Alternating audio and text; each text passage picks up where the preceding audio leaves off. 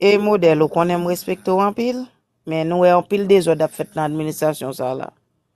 Ah, yeah, well, c'est débat ça qu'a fait. On va pour une ni pour l'autre, simplement même en Mam bas zon nous. bagay. Se sak fòre ke mwen mèm toujou di sa, mtan de politik mèm jan tout moun tou, mèm bagay. Se mèm jèm so jè lèm te nan l'armée, kelke ane de sla, e pi maman apre lèm la pdi mwen kon sa ke, sorta de gese se gese la, mdi kon sa ke, ok, mpa tan de bagay se, mpa konen mjis wè yo nan news tou mèm jan ave nou.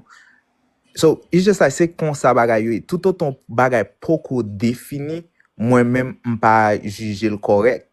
Because Mr. Agidila, Monsieur Model, a federal judge ruling that directed the administration to turn around planes carrying Venezuelan migrants Very out good. of the country. So the judge ordered the plane Yes. turned around by That's ICE. right. That's right. So Stephen Miller kounya répond, juge la, the judge have no authority over deportation. So, Not